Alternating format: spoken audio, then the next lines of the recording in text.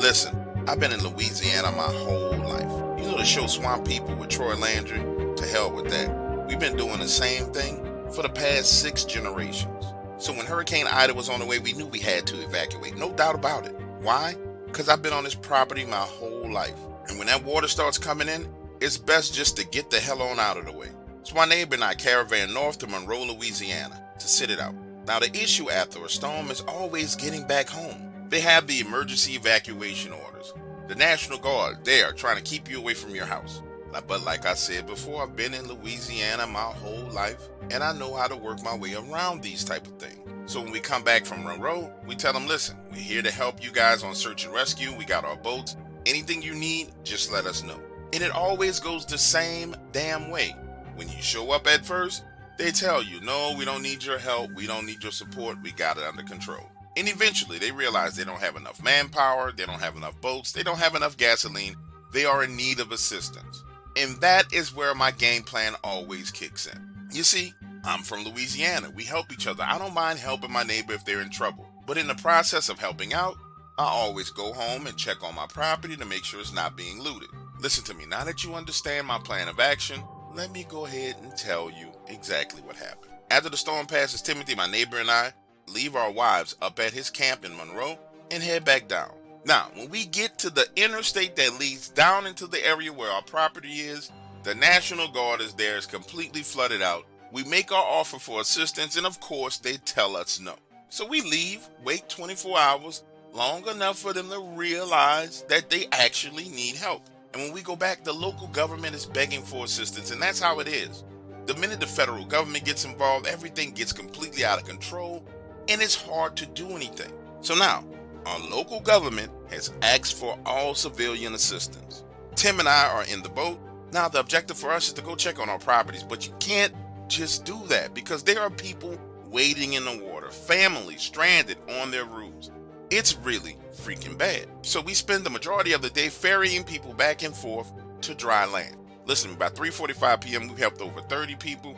And so we head on over to our property to check it out. And just so you can properly understand the situation, our houses are raised 13 feet above ground and the water is at 12 feet. We arrive at my house first, and it's totally up. A 3-square section of the roof is completely and totally missing.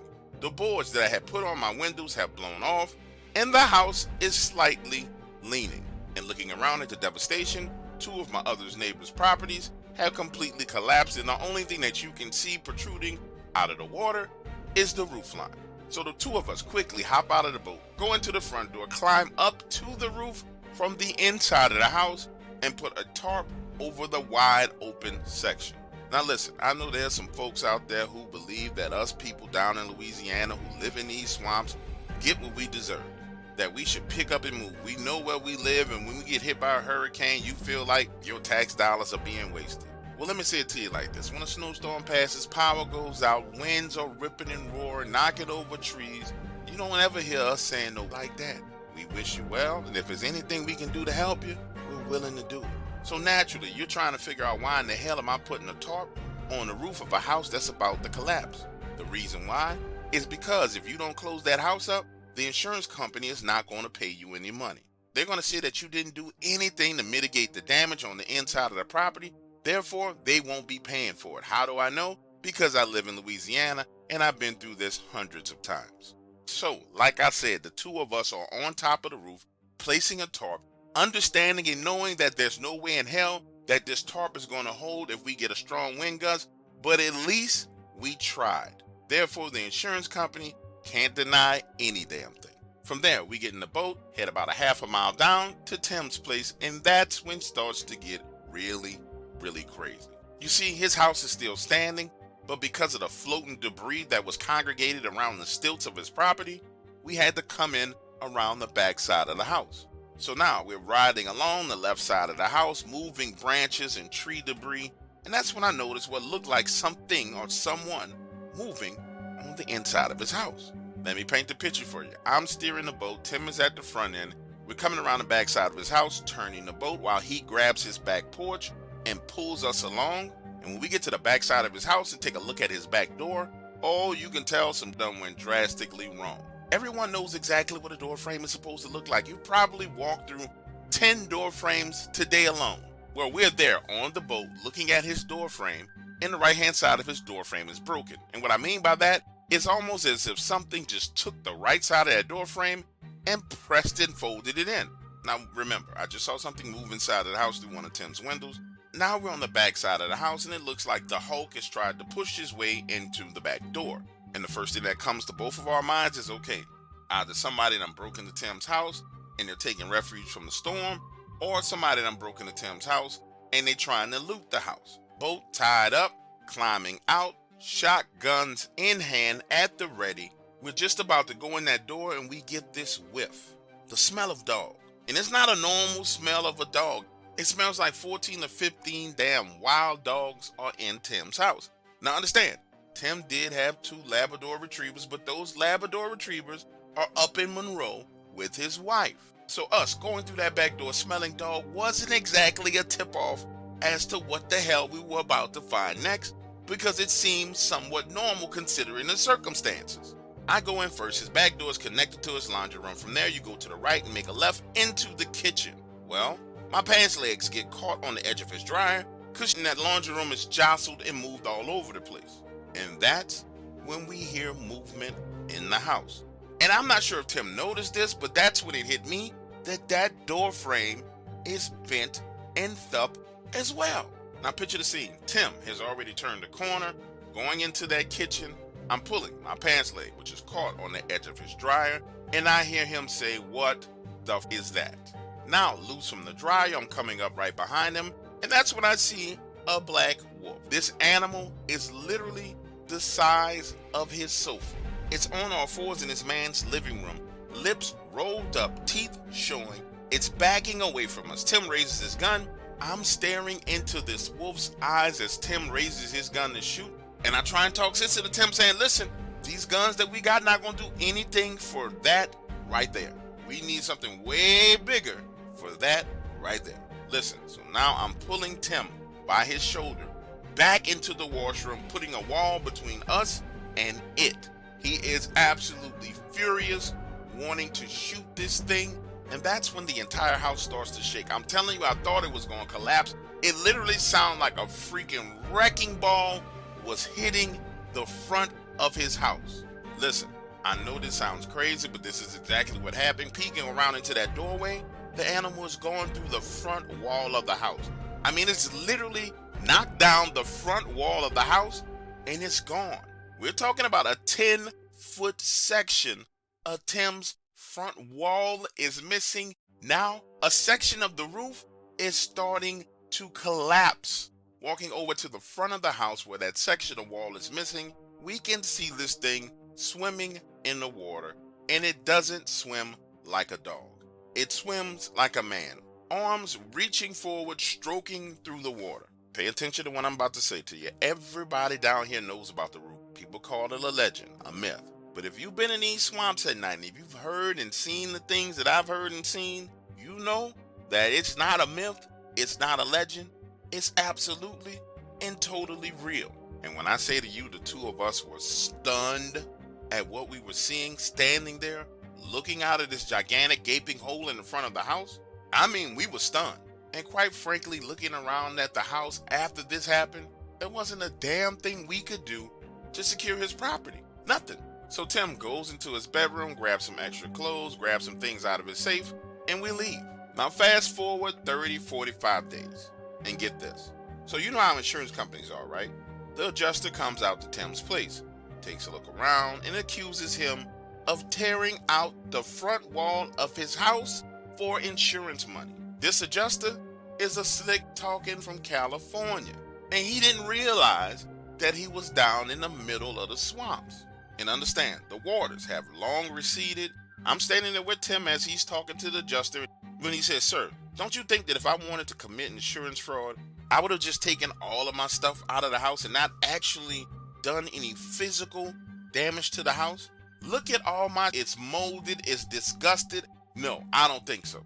So you're trying to tell me that I committed insurance fraud, intentionally destroyed my entire life for the possibility of you giving me a check?" Now let me pause right here in the story for a minute and say something. Us finding a rougarou in the house is absolutely terrifying, but it made sense. I believe that it was just seeking shelter.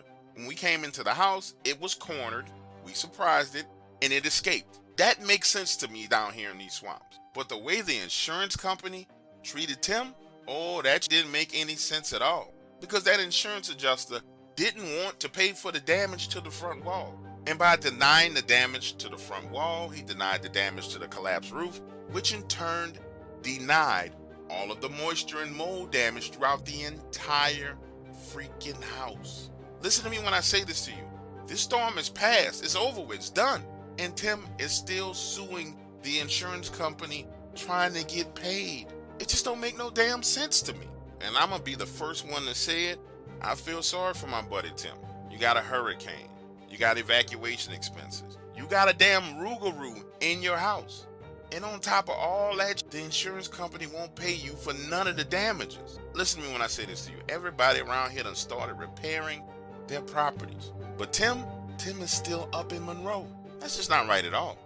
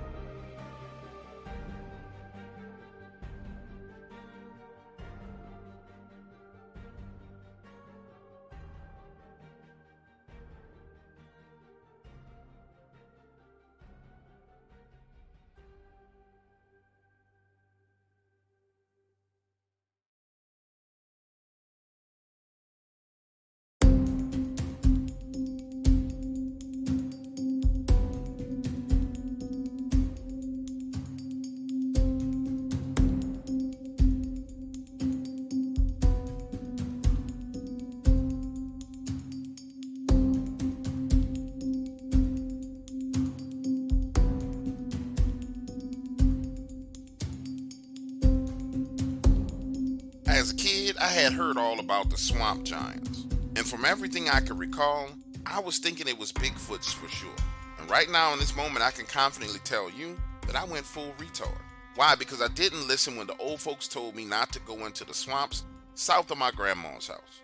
Grandma and grandpa had been telling me for years, stay from down yonder, that area is cursed with old magic. When I started watching the Hunting Bigfoot show, I decided I wanted to head out and see this stuff for myself. I don't know about you, but have you ever wondered how these old myths and legends got started? Well, my plan was to find out. So I went out into those swamps. Now, some of this stuff I'm going to say to you is hard to explain unless you spent a significant amount of time in the swamps and bayous. But when you're out on the water, there's these floating lily pads. If your propeller gets caught in those lily pads, you only have two choices. Choice number one, hop up out of the boat with a knife and cut them from around your propeller. And option number two, to sit there in that boat and wait until some help comes. Now, I want you to pause right here and remember what I'm saying to you, because this is very significant to my story. Now, imagine a scene. Me, my boat, the swamp. I'm moving around, not a lily pad in sight. And understand the location that I was heading into, absolutely nobody went there. The closer I got to that area, the more I realized that it presented a unique opportunity for me. Since everyone was too afraid to go into this area, the fishing should be absolutely phenomenal. So I decided to kill two birds with one stone, taking my time to slow down at various locations and drop my catfishing nets. And that's when things started to get weird. You know how the sun moves behind the clouds, right? And it gets dark. Well, that happens. And that's when things start to get weird. I put the third net down, move a little bit further. Now I'm right around the area where everybody says there's these swamp giants, and I'm putting the fourth net down. The sun goes behind the clouds and it starts to cast this shadow over the water. And again, for those of you listening to me who've never been in the swamps, sunlight has a significant role in making you feel comfortable when you're in a situation like this. I'm miles and miles away from any other human being. This sun goes behind the clouds and just crazy, weird starts to happen. It was almost as if the water came alive. These gigantic bubbles start coming from under the boat. And at first I'm thinking to myself, holy crap, this is going to be one of the biggest alligators I've ever freaking seen. And whatever the hell it was around my boat begins to move into the middle of the bayou, leaving this huge trail of bubbles. Then those bubbles disappear as the sun comes from behind the clouds. Now, putting myself in your shoes, listening to the story, I know what you're saying. Okay, man, it probably was some big bubbles, but the correlation between the sunlight, the shade, and these bubbles is crazy as hell. I know, I agree with you. That's what I was thinking too. But nonetheless, being in a swamp and seeing bubbles the size of small paper plates coming to the surface, then moving out to the middle of the bayou was weird enough for me, so I decided to move away from that area. So I'm moving, and then the sun goes behind the clouds again, and I noticed this freaking bubble trail behind my boat, like whatever it was under the water following me. Now, to make sure you understand what I experienced, I want to be clear with you, man. I wasn't using a trolling motor. I don't have a trolling motor on my boat. I have a Yamaha engine, and I am using the big engine going 30 miles an hour. So now I'm sitting at the back of the boat by the engine, panicking because I've been in and out of the swamps my whole life and have never seen anything like this before. The sun breaks through those clouds again, and I swear to you, the bubbles are gone. Man, look, I'm freaking out for real. Why? Because I'm going in the opposite direction that I need to go to get back to the boat dock.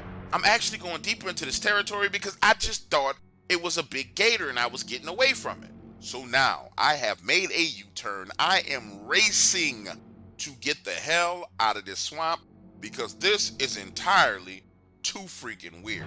And remember how I said on my way in, there was not a lily pad in sight.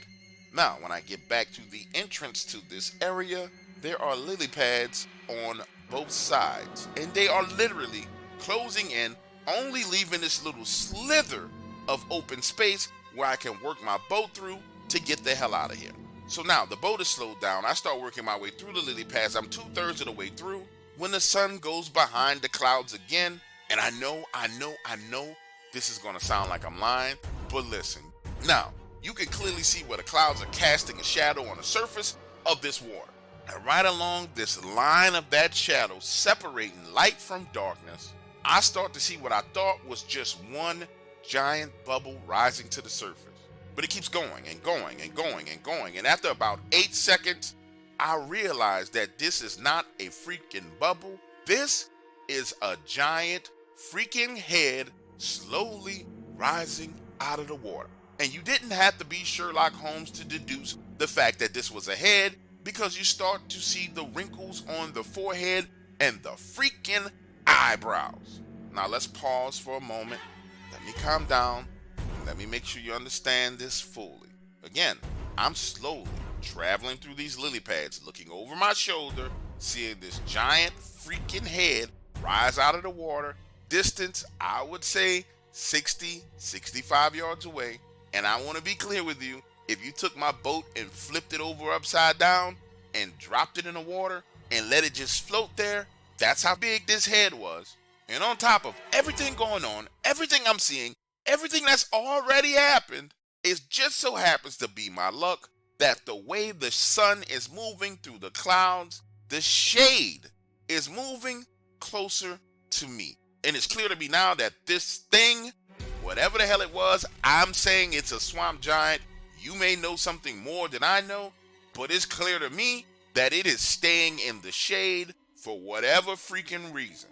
Again, I'm at the back of the boat. The shade is moving in my direction. I'm trying not to get my propeller stuck in these lilies, because if I get stuck here, it's a guaranteed loss. But once I realize that this is a gigantic head the size of my boat, I say, this not taking no chance. I'm getting the hell out of here. So I trim my motor all the way up and give it as much gas as I can. and I'm moving through these lily pads, not trying to follow the path. I'm literally cutting through them. Listen, by the time I'm coming out of those pads, my engine is overheating, and when I finally break all the way through, I shoot out of there and never look back. Now get this. I pull up to my grandparents' house, and Grandpa is sitting on the back porch. I tie the boat up, hop off, and start heading towards the back door, and he says, "Boy, you went down there to them swamps, didn't you? Didn't you?" I'm like, "Yes, sir, I did." Imagine the scene. Grandpa sitting there in his rocking chair, cigarette in the corner of his mouth, saying, "Boy, I done told you they got real old world magic down there. What in the hell make you think you should go down there? You done seen them swamp giants, didn't you?" Man, I have a seat with him, and he starts to tell me all kinds of crazy stories shared to him by real Indians about how their families had to fight the swamp giants, how the giants could hold their breath underwater for 18 hours, how they would snatch women and children right off the banks, pull them underwater, and eat them. Now get this, he goes on to explain this to me. He says that the swamp giants absolutely love to eat alligators. The way to know if one is around is if you find yourself in an area of the swamp and there are absolutely no alligators. It's a guaranteed sign that the swamp giants are around. Now listen to me, thinking about the trip I had just made into that area, there were alligators everywhere on my way into there. But on the opposite side of where those lilies magically appeared from nowhere, I didn't see a freaking alligator anywhere. I didn't even see signs of alligators sliding off the bank into the water. Grandpa and I talk about this for the next hour. Then he leaves me to sit there by myself on the back porch saying, "Boy, you need to think about your life decisions and make some better ones. Because that what you just did was stupid."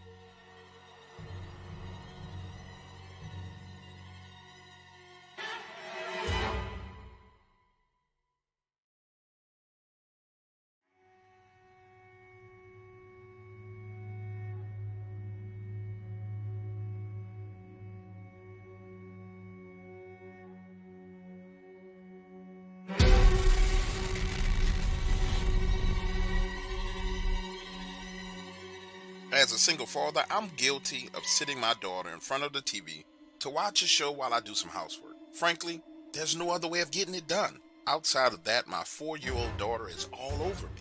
This Saturday morning, it's 8:45 a.m. I'm cleaning the kitchen when she comes walking out of her room, and it all starts. I'm hungry. So now the cleaning stops and the cooking starts. And then she wants to play and go outside, and you know how it is. So I give her all the attention that she deserves. I don't want my little girl growing up to end up on a stripper pole later in life. And I say to myself, "Oh Lord Jesus, the day is getting away from me. It's 2 o'clock and I still gotta finish cleaning up." So I turn on Coco Melon, her favorite TV show, and sit her down in a chair in front of the TV. I know. Please don't judge me, but this particular kid show is on Netflix, so it continues to play episode after episode after episode, and I don't even have to press the remote. So now I'm cleaning my room, straightening up her room, vacuum, sweeping, moving as fast as I can to get to the laundry room and fold and wash the laundry. Now, in order for you to understand what happens next, you gotta understand the way my house is built. When you come in the front door, it's the living room straight ahead, dining room on your right, kitchen off on an angle to the right, and then these huge windows straight ahead in the living room. I have a 50-inch flat screen TV mounted above the fireplace to the left, right as you're walking into the living room. The first thing you're greeted with is a reclining chair. On the opposite side of that reclining chair is a sofa and love seat set that creates a giant U and runs along the back wall with the big windows and the back door.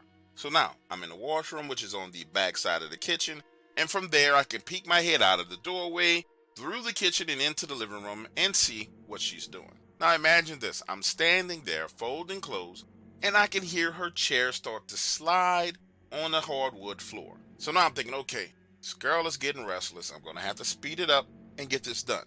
Then about 3 minutes later, I hear the chair sliding across the hardwood floors again. But this time you can tell she's putting a lot of energy and effort into moving this chair. She's actually relocating. So now, knowing my daughter as I know her, so now I'm leaving the washroom, headed through the kitchen, and when I get close to the living room, I notice that she's moved her chair about 5 to 6 feet from the center of the room around that love seat towards the front door.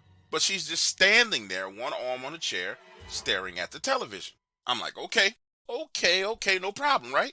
Okay, she moved the chair, no problem, right? So now I go back to the washroom, finish folding clothes, head to the bathroom to take a leak, which turned out I needed to do a little bit more than a leak. Now listen to this. A few minutes after matching up all her socks and folding them together, I'm headed back to the living room, moving out of the washroom door, through the kitchen door, into the kitchen, and I notice my daughter is sitting in her chair, facing the back door, looking through the glass.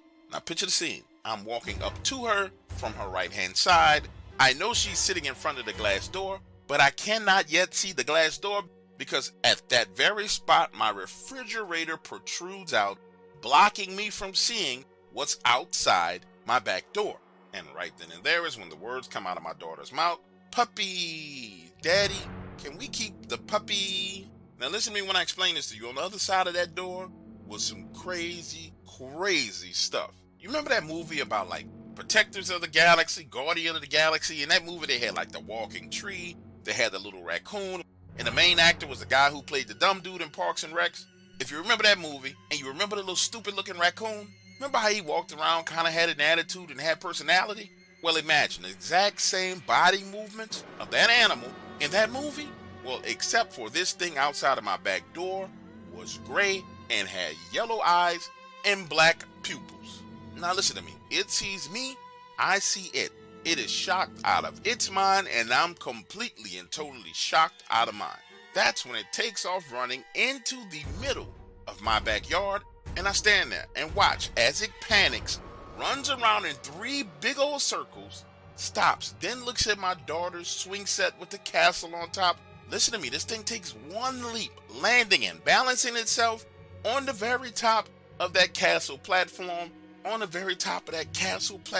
then jumps again over the fence into my neighbor's yard, leaving me standing there on the opposite side of the glass door, questioning my sanity. And if it was not for my daughter sitting there clapping and laughing, I would have thought that I had lost my mind. So I talked to my daughter and asked her about the little gray wolf, and she says, "Daddy, the little wolf is always around, and that he's funny and makes funny faces at her." Now honestly, looking at this little creature, it looked harmless, like it wouldn't hurt a thing. But then reality set in, and I started doing a little bit of investigation and realized that this may have been what people called a dogman pup. So that's when I decided to go next door and talk to my neighbors. I'm standing there at their front door asking them if they've seen anything strange or weird, and they're looking at me like I'm crazy. So I get Joseph, my neighbor, away from his wife. "Hey Joseph, man, listen to me. I saw something real strange in my yard the other day, and then it jumped over into your yard. Did you happen to see anything that looked like a wolf or a raccoon in your yard yesterday?" That's when Joseph, my next door neighbor, tells me that his 11-year-old son told him he had been seeing a little furry wolf. He never took it seriously because he thought his son was just imagining things, but now that I mentioned it, his son had spoken about the same thing. Listen to me, I'm not sure where it came from, and I'm not interested in anybody coming to my property trying to find it. And yes, we do live in a brand new subdivision in the vicinity of Marble Falls, Texas, but the area that we live in isn't heavily wooded at all. Are there some trees that lead back to a lake? Yes, but for the most part, everything around us has been completely developed. So I don't know where this little creature is coming from. And truthfully, I'm not scared of it. I just don't want my daughter to be having a play date with this little animal and its parents come around, if you understand what I'm saying.